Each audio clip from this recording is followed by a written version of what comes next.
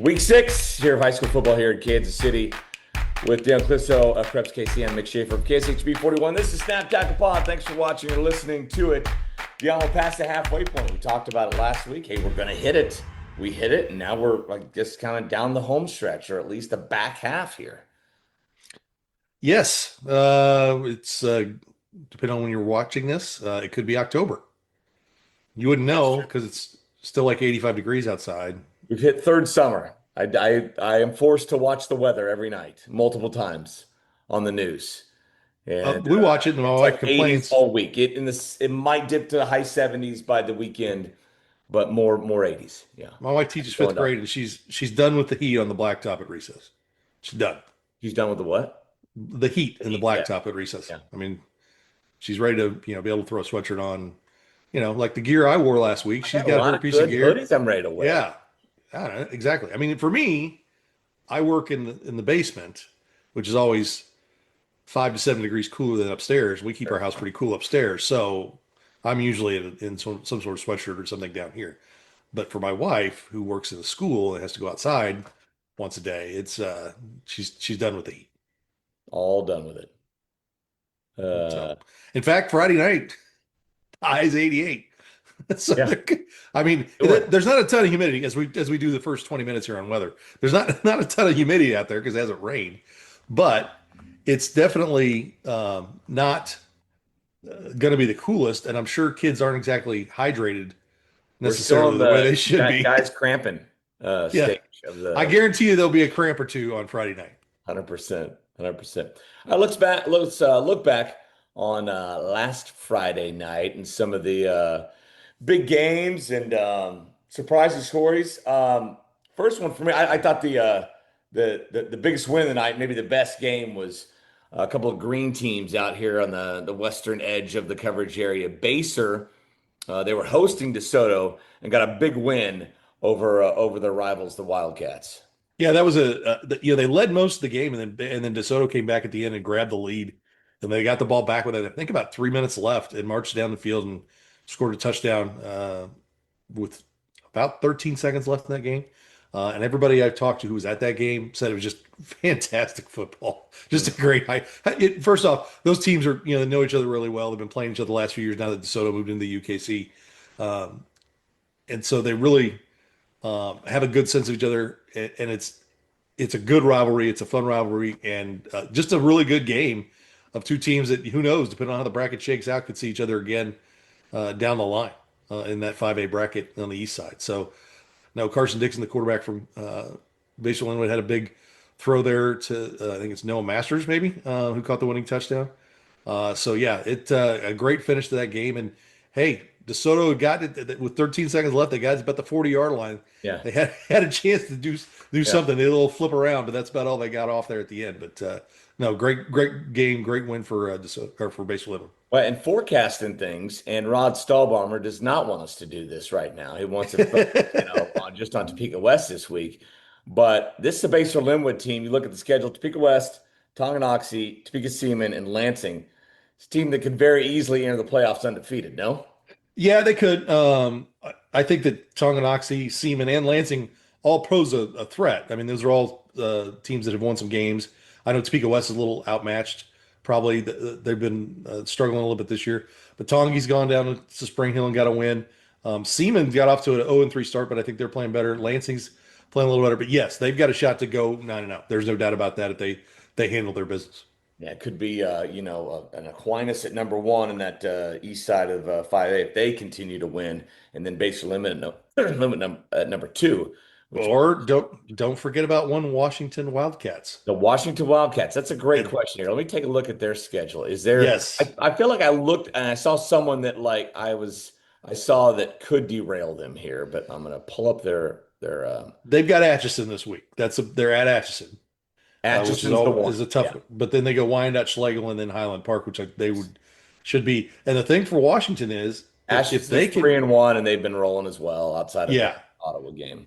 for Washington, they're in the spot where they're in the spot where if they can keep winning and plus 13, they're matching Aquinas Who step for might, I step. mean, they got Rockhurst left. Even if they go undefeated, They they got might me not be Asian plus 13 the Rockers. whole time. Yeah, they got me Asian Rockers. So I mean, if they, hey, if Washington plus 13's Atchison this week, watch out. They could very well roll into that one seed. Good Uh, point. and the one seed right now looks a little better. If you were to stop the presses right now, you would have, and I'm not sure what the tiebreaker is because Aquinas and Washington are both tied. I mean, it'd have to go all the way deep into because they're all the way across the board, same numbers. If Aquinas were to get the one seed, Washington with the two, the one seed would play Turner. The two Oh, seed really? would play the two seed would play Blue Valley Southwest. Oh, wow. So and Blue Valley Southwest, yes, they are 0-4, but the exception of this last week against Aquinas, they were a score away from every Right. single game going in their first three games. So, it's interesting because, Harmon hasn't won on the field, but they got a forfeit last week because Schlegel and Topeka Highland Park had to forfeit their games last week after they got into a fight the week before. Topeka Highland Park is actually going to be forfeiting this week. That's their own school sanctioned thing there. So they're forfeiting two games in a row after that fight. Well, So that changes up the mix a little bit to where a Blue Valley Southwest at 0-4 and a Harmon at 1-3 are on paper different teams, but really on the field yeah. are similar teams. So that changes the kind of the dynamics there. So Yeah. So that's when you forfeit, it's 13-0, right? That's the yes, score. Okay. Make sure you got well, points. it's 13. I put it down as 13-0 because that's what you get for the points. Yeah. Some people put it down as 1-0, but then gave them 13 point plus 13 in the thing. I've I'm like, seen well, 2-0, right? Is it 2-0 you on 2-0 used to be the old rule because it was Yeah. whatever the lowest scoring was, which was a Yeah. safety. But I mean, you So should get your 13 points if the other team isn't going to play. mhm. Right? You shouldn't be punished. Yeah, you got the third. They got the 13. Unlike the Ryder Cup, right? You shouldn't just have to chop it in half like the Ryder Cup whenever Victor Hovland wakes up and can't go.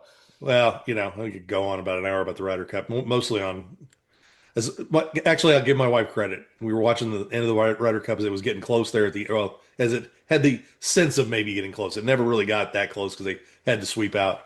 And I said It something about did. Scheffler. It got to They had to win the last four. 13.5, 10.5, I want to say. Yeah, something like that. And Yeah, so something like when that. Scheffler's putting out and he gets his win, and she's like, I go, well, it's the first time he's won all weekend. I said, like that. And I said, sometimes those guys who are, so focused on their own game, they can't, it's like, she goes, great by themselves, not in a group project. Right. That's a lot of golfers, right?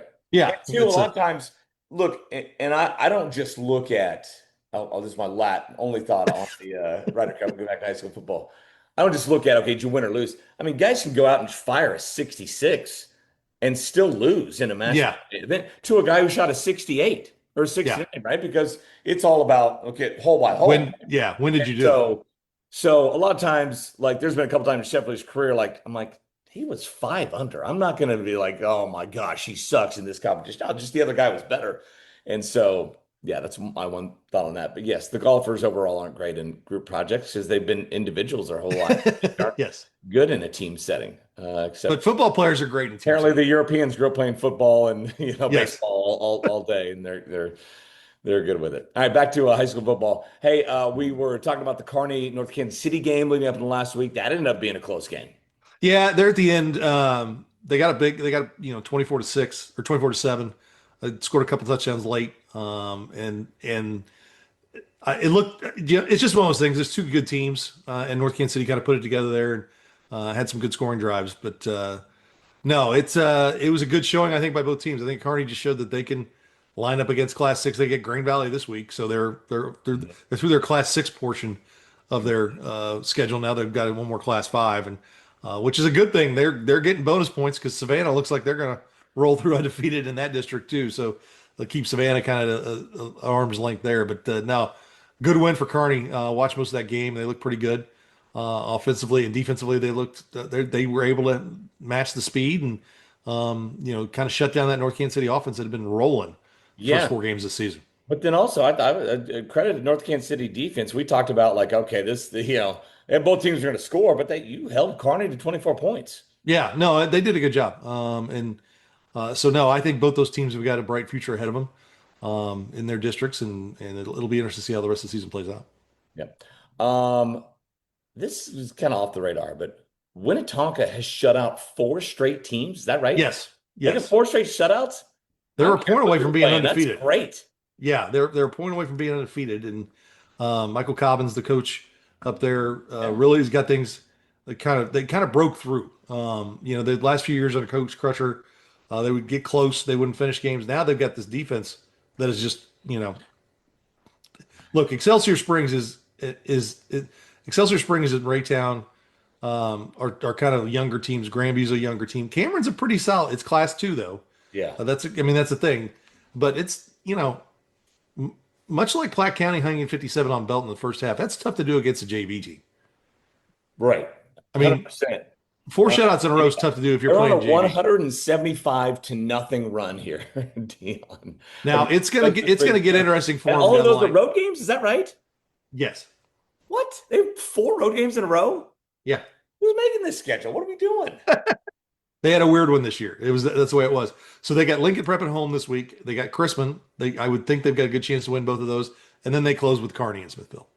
So that will definitely affect them, especially. It could continue this week. Could continue the week after that. I think so. Yeah. I mean, those are two teams. Probably not against Kearney, but yeah, I don't think they're getting the shutout against Kearney or Smithville for that matter. So right. No, they're one of the great early stories. Michael Collins was the coach of the week for the Chiefs a few weeks back, and he's done a great job. And I know that they've got a good crew of kids, and some of those kids came with him from KIPP Endeavor or KIPP Legacy, and so there was some familiarity there. And then there was also a pretty good base laid by Coach Crutcher.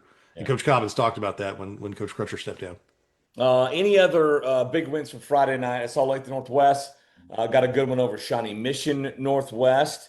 That's a good. I mean, the Ravens. I think that's a good win. Those are two in a. And we were talking about this before you started. 6A in Kansas. I thought we were kind of over here. There was no favorites, and what's it going to look like, and if we get out of this side of the Kansas, who's going to come out, and there's Derby, there's Manhattan, there's all that. Well, last week the Western side showed that there's no great teams over there. Yeah, I mean, Manhattan loses to Junction City, who beat Lawrence by 7 points. I don't think anybody around here is going to act like that's a great win. Lawrence has struggled all year. Derby got beat by Hayes. Derby got beat by 5A Hayes. Yeah, yeah, and Wichita Northwest got beat by Capon. Yeah, so 4A Capon. 4A Capon. So I don't know. I look at the way Gardner Edge played against Olathe North, and I think they're a much better team than Olathe North, but they still rolled them. Zaire Padilla is really starting to come into his own, and we're now going into week 5 of 18 guys who didn't start before week 1. Mm-hmm. So you got to feel like that's coming together. And I think Gardner looks like a team. Olathe Northwest looks like a team. I still like Shawnee Mission Northwest. Olathe Northwest is in the 2 spot right now.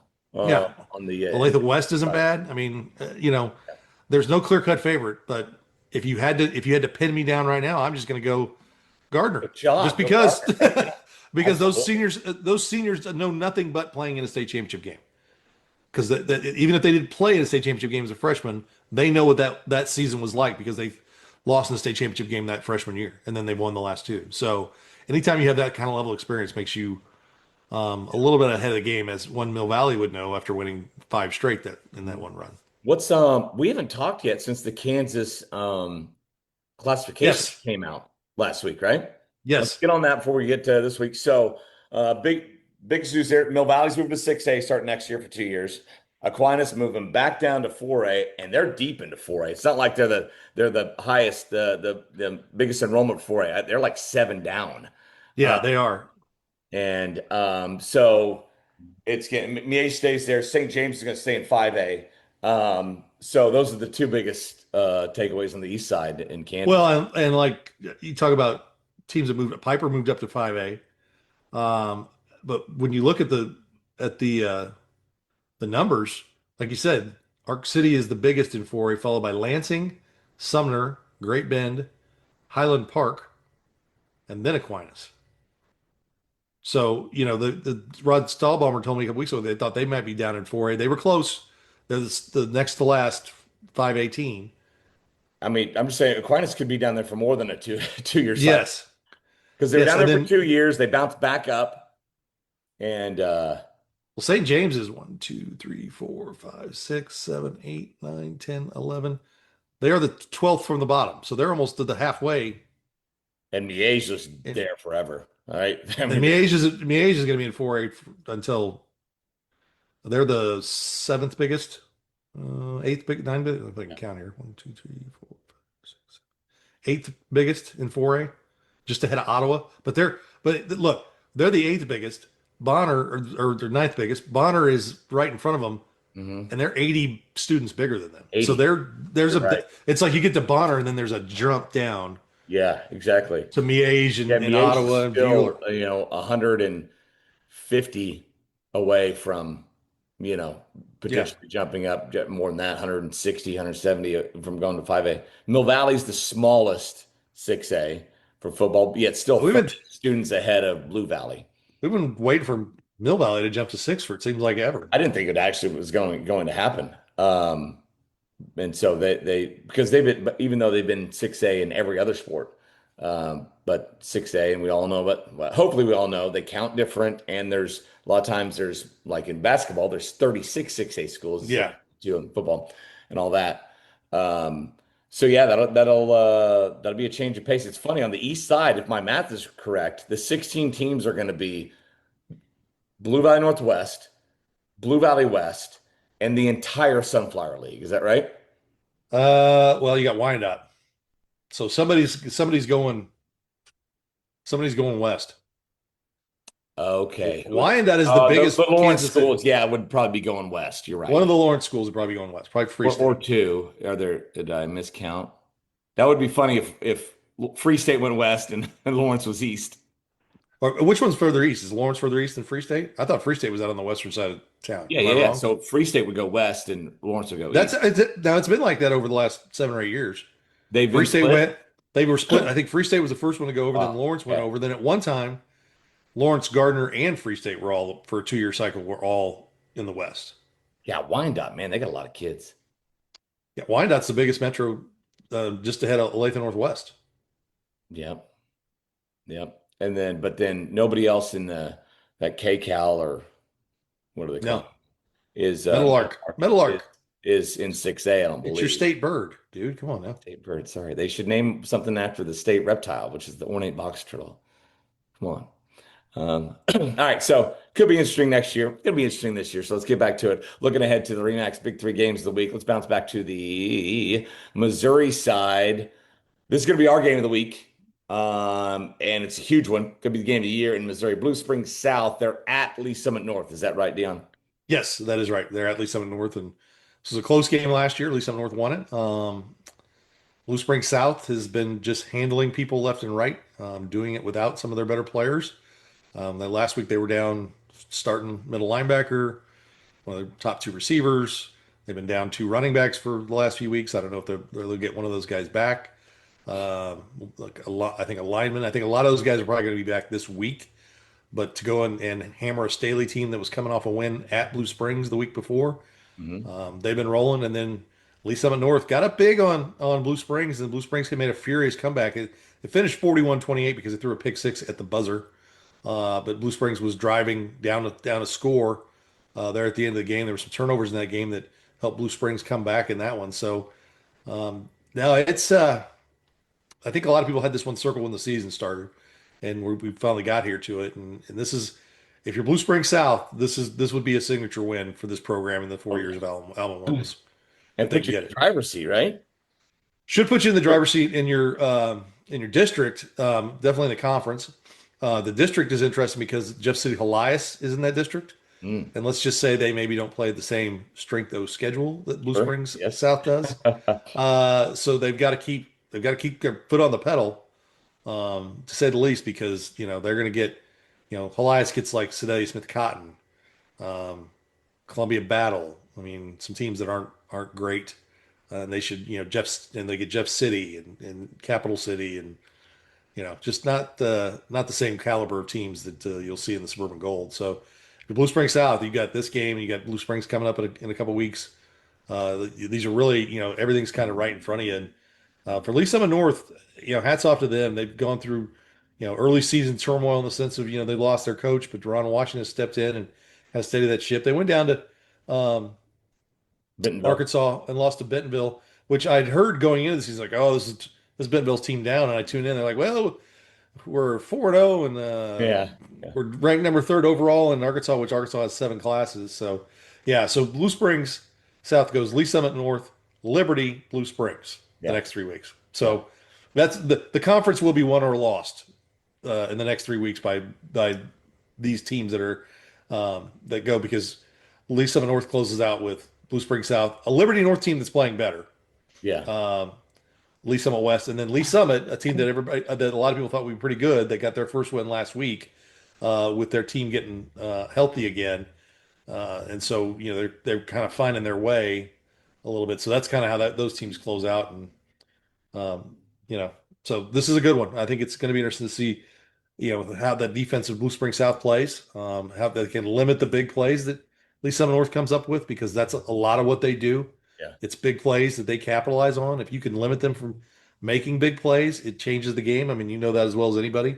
Having seen them play Mill Valley, Yeah. where Mill Valley looked like they were going in under Two total big plays. control, Yeah. Total. two big plays. Yeah. I mean, steps out, knocks the quarterback out for one play, and that one play kind of turned the whole game around when they had that scoop and score. So, All took. They can, yeah, they can pounce in an instant.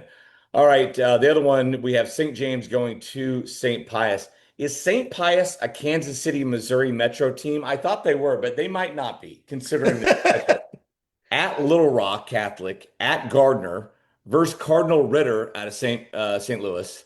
They did play St. Michael's. they play St. Michael's. Then back to St. James. They got at Bishop Miege. Another Saint. I can't wait for this game. St. Pius against St. Pius out of Festus. And Savannah. Just all over the place with this schedule. Yeah, they kept Savannah. They kept Savannah on the schedule. Really a grasp on how good Pius is until the playoffs. Yeah, I think so. It's going to be. I think once they play, I think St. James is probably a good comp for them for their district because they're in the district with Rockhurst and Platte County, Winnetonka, who's won a few in a row, and Fort Osage. So yeah, they. I think this is probably an apples to apples test for them and what they're going to see closer and style wise too. I mean, they're not going to see a flexbone team in their district in the postseason in Missouri. So Gardner was nice, but that's not a team they're going to see. Speed wise, Cardinal Ritter. I don't know if they have as much speed as they did in the past, but I don't know if you'll see someone has got as much overall speed as Cardinal Ritter. So I think that this is more of an apples to apples for them. And like you said, they get Savannah at the end of the season, which that'll be a good test for them as well, because that Savannah team's pretty good. They're kind of running the rough shot. We'll find out. They've got to play Maryville here coming down the stretch, but that's a team that will definitely test them. And Pius wanted up their schedule to get things tougher, and so there were more battle tested come playoff time. And that's what they've done. They've suffered some losses, but they've also gone out and compete. They competed late with Gardner, kind of came back in that game, and nothing against St. Joe Benton or St. Joe Lafayette, but it doesn't help St. Pius to beat them by 60. Sure. And have their starters halfway through the second quarter sitting on the bench. Yeah. I mean, it doesn't help. Our final Remax Big Three game on the Missouri side is Truman and Raytown. Why are you going with this? Yes. Raytown 4-1, only lost to Grain Valley. Truman coming off their first win over William Chrisman since 2016 in what is known as the Wagon Wheel game. Yep. One of the great rivalry/trophy games in the city. And Chrisman had won that many in a row. Yes, they had. That kind of stunned me. They got a close loss to Van Horn. They beat Ruskin early. They lost to Smithville, lost to Fort Osage, lost to Van Horn, but that was a big win for them. Now it gets tougher for Truman after they go Raytown, Platte County, Belton, Grain Valley.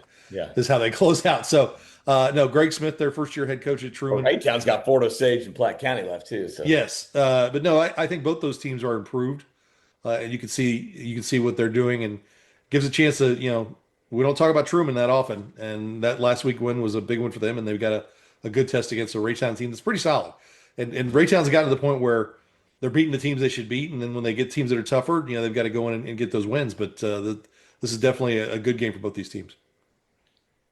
over on the Kansas side, we have a Holy War, Miege and Aquinas.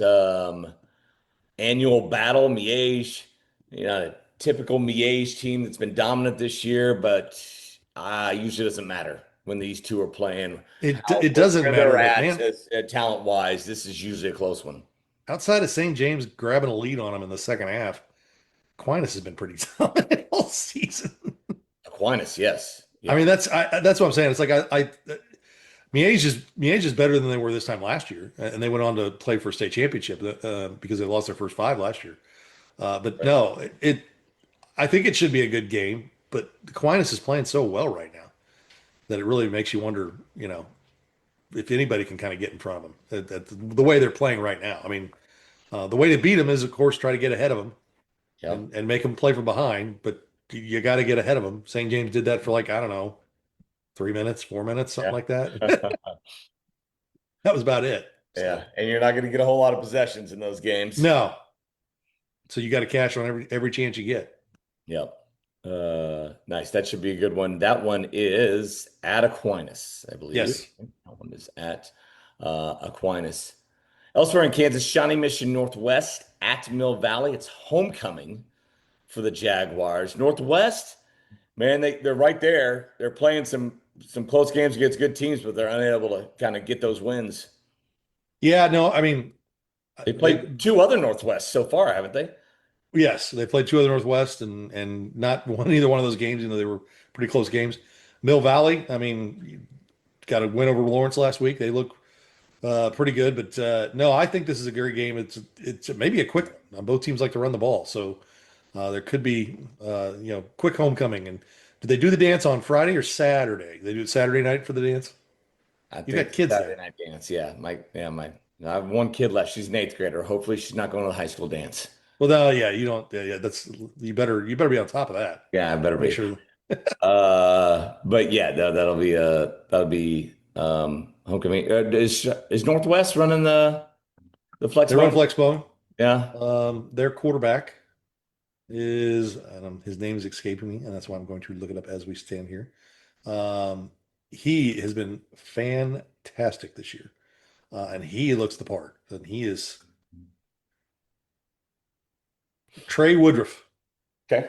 averaging 9.6 yards a carry, 545 yards and 11 touchdowns. Nice. And he is a load. I mean, Yeah. he is tough to bring down. But then also Demetri Tyler has 377 yards for them as well. So they're going to put the ball in their hands and let them do it. And they're fun to watch. I mean, they haven't quite gotten over the edge on a couple tough games, and so they're getting better. And Woodruff is really one of those players to keep an eye on here in the city.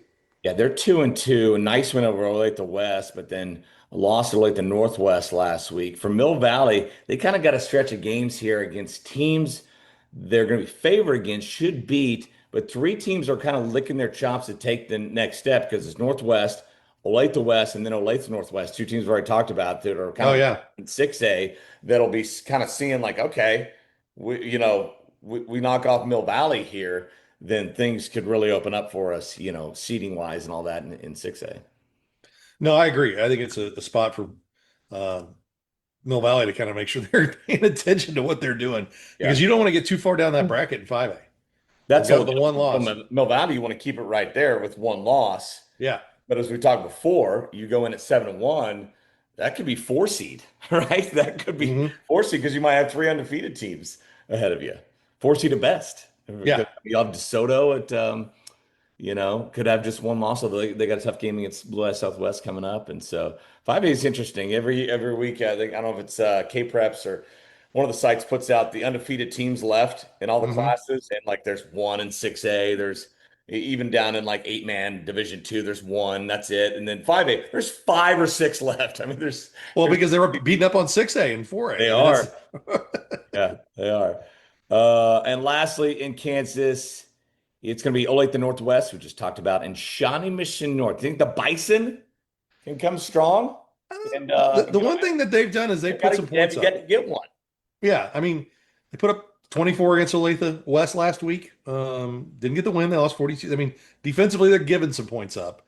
But they've scored double digits in every single game.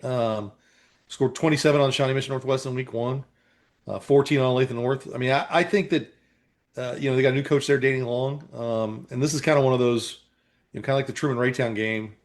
Olathe Northwest should take care of business here. but also where does that program stand?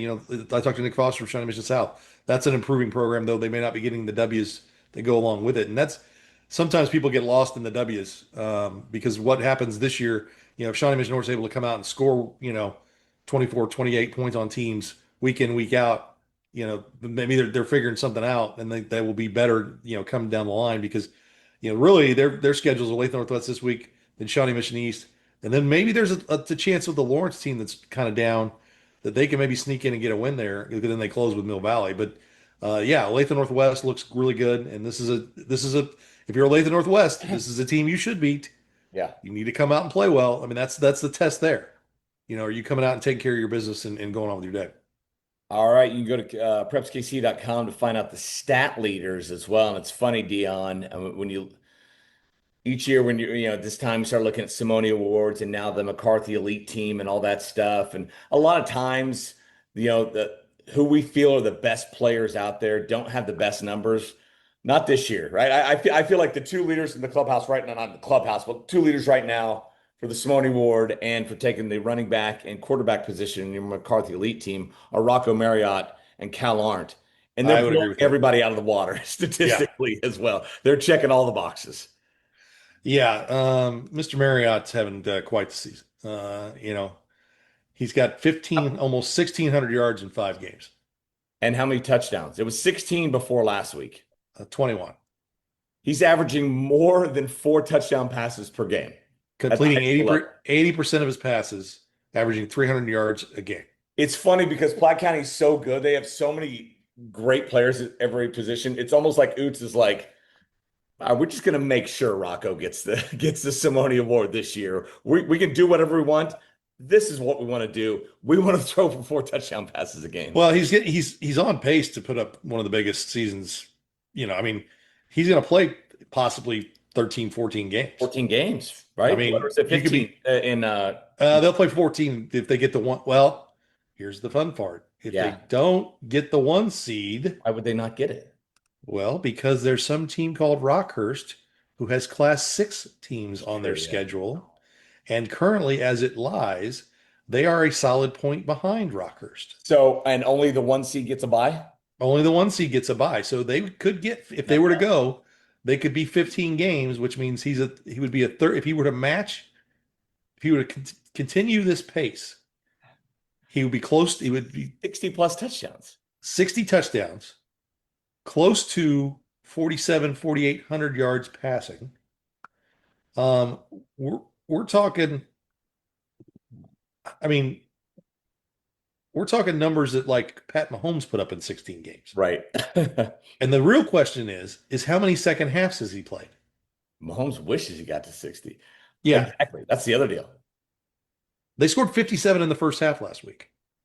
They got to get that stuff. He's got to get his touchdown passes in early. That's amazing. I don't know if they're going to score. They won't score 57 against Smithville this week.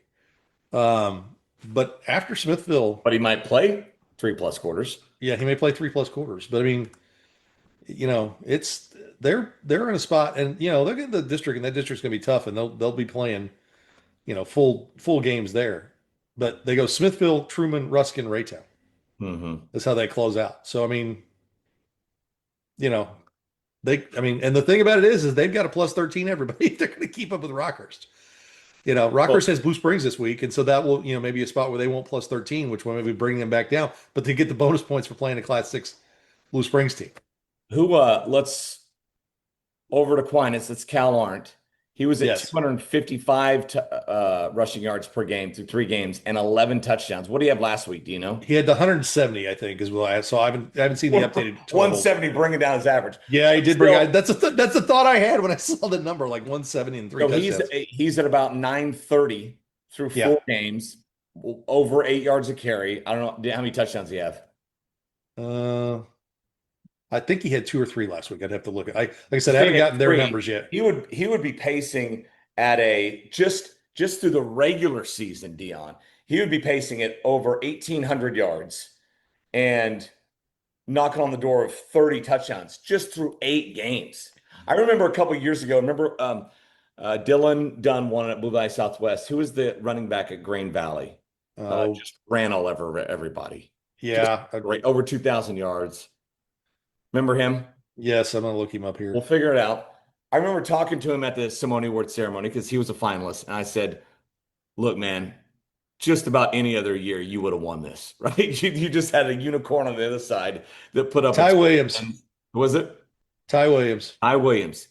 I said, Ty, you just had a unicorn on the other side of the state line, and Dylan Dunn, who put up a ton of numbers and a ton of wins as well. And any other year, I have the feeling I'm going to have that conversation with either Cal or Rocco this year because it's a shame that one of them won't win it. But we do have the McCarthy Elite team, Dion. Where Yes. Well, that is yes, just the- and explain that is just one player per position, right? well, no, it's five offensive line, but just 5 offensive linemen, like three all running pro in the backs, 3 NFL. receivers. We're doing just starters. Yeah, starters like basically 3 running backs, 3 receivers, 1 quarterback, 1 kicker, 1 punter, four defensive linemen, 4 linebackers, 4 DBs, a long snapper and a returner, and that's it. So it's to get on that list, and like we talked about, like, I think last week, that there are no guarantees if you were on it last year, but I think Rocco and Cal are doing everything they can to lock down their spots We are. to return to that group again. Yeah. And those are teams that are probably going to play all the way, A lot of if not games. through the Those are semifinals. 2 undefeated teams, right? Mhm. Do we have anybody? We have a couple others, I guess. Washington and Baser. Yeah. But then, Rockers. but I mean, they're the Those ones are- on what 19 and 15 game win streaks. Yes. Yeah. It's it's going to be interesting to see how 13, what? 17 17 for Aquinas, 19 for for Platte Platte. County. Yep. So yeah, it's a remarkable thing what those 2 teams have done over the last 2 years, and then really, you look at what they've done over the last 5 to 7 years. I mean, Platte County's went to a couple state championship games, were in semifinals, and then they broke through last year. So Mhm. getting back to where they were back when Chip Sherman won 3 in a row back in the early 2000s. Back when they were in Class 3A though, not 5A, Yeah. and allegedly maybe sniffing 6A at some point. You're always a new high school away from bringing a Platte County up. Yeah. Whether it's a North Kansas City or a Lee Summit or a Park Hill breaking off and making a new school. Those are rumors that those districts are maybe looking down the line of adding a new school. So, or in St. Louis, I mean, the Wentzville people seem to want to open a new school every 5 to 7 years. That's where it's all growing out there. So that's The Kansas model of just gigantic 5 school districts out here, like Shawnee Missions and the Blue Valleys and the Olathes. well, Blue Springs is huge. They're 2 of the big top 5 schools in the state, and they're not opening anything. biggest anytime one's got to be North Kansas City, right? With 4. That the soon. biggest. biggest district, I think. Then you've got over, in St. Louis, you've got the Parkways and I think the Fort Zoom Waltz. They have 4 and 5 over there. So,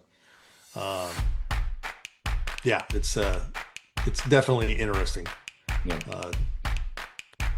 So All right. Gonna be a great year. So does everybody else. So we'll sign off. Thanks for Snap Tackle Pod. We'll see you next time.